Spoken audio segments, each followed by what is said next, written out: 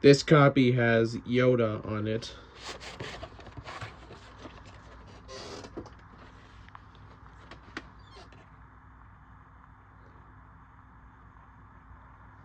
Too bad that this doesn't have the CBS Fox logo on it.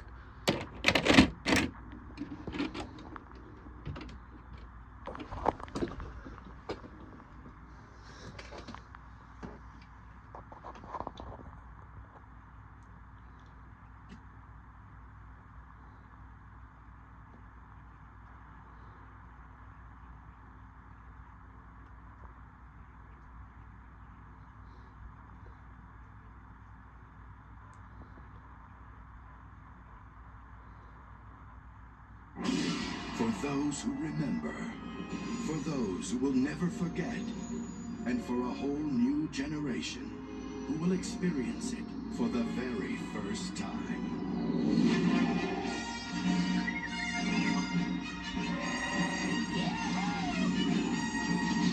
The Star Wars Trilogy.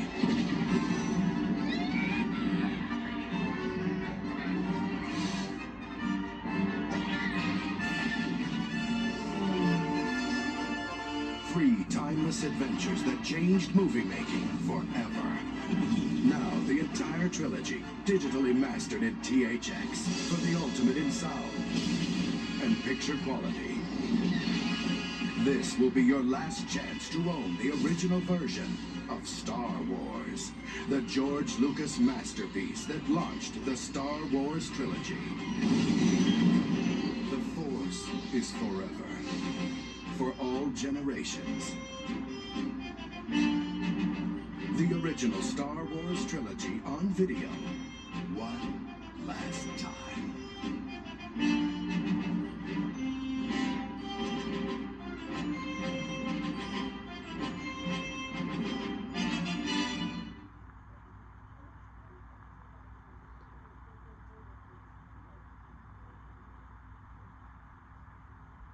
Hello, I'm Leonard Maltin. You know, in the old days of those Saturday matinee cliffhanger serials, the audience had to wait an entire week to find out what happened to its hero. George Lucas went well beyond that. He kept us all waiting years between Star Wars, The Empire Strikes Back, and then finally, The Return of the Jedi. Thanks for being here, George.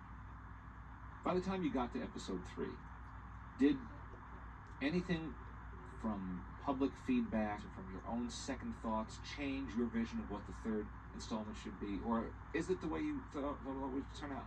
No, it's pretty much the way it was always thought to come out. I mean, I had to make certain changes to things because in the original screenplay, the Ewoks were Wookiees, and Chewbacca really wasn't the co-pilot.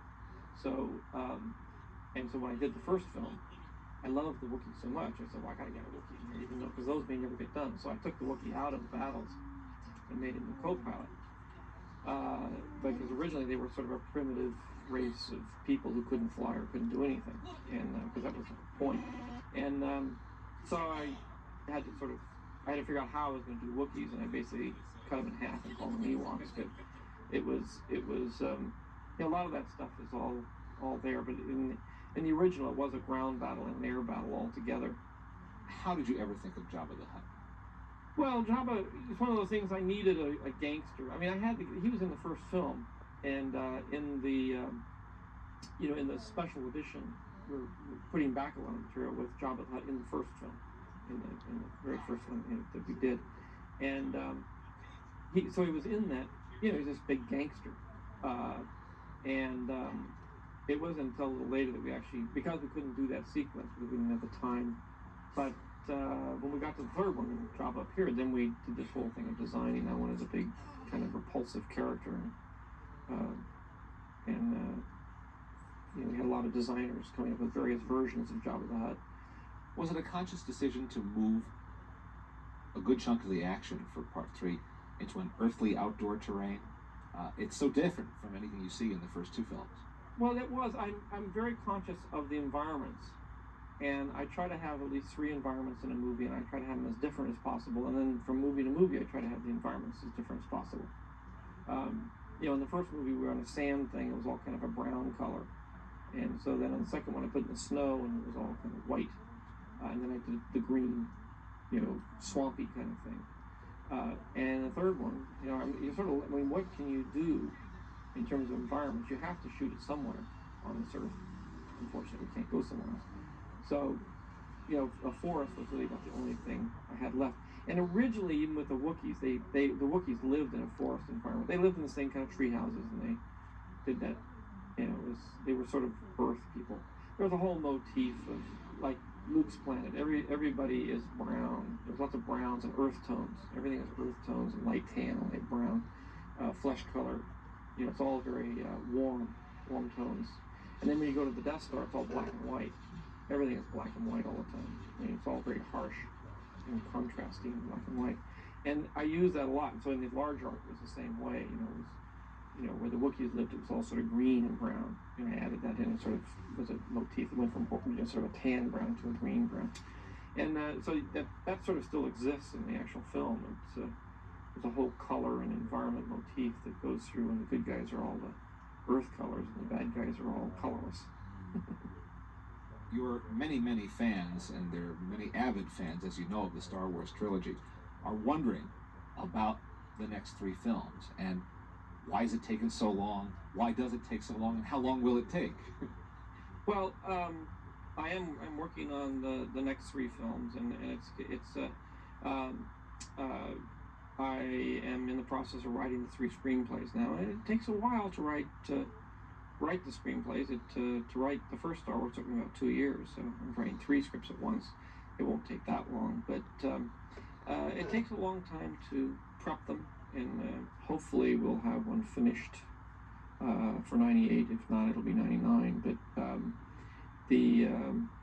we're doing all 3 at once. I'm writing all 3 at once.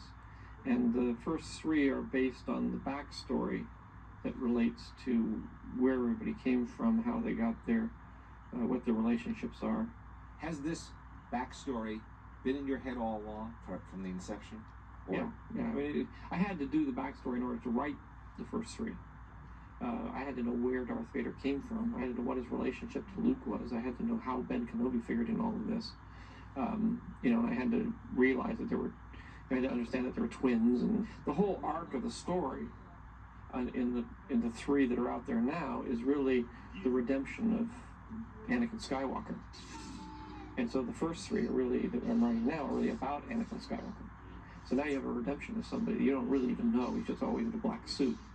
But you don't know how he fell from grace and the trauma that went through to get him to there, and then his son brings him back. But it's, and the real story hasn't even been told yet. What would it take to persuade you to go back onto a soundstage and direct the film yourself? Well, I'd like to direct again. I'm very interested and still in directing, and there is a possibility I may direct one of the next Star Wars. If I do direct again, it'll be the first one, so that I can set the stage and how everything works for the other directors to follow. But as we approach the millennium, we can look forward to the prequel trilogy. Definitely.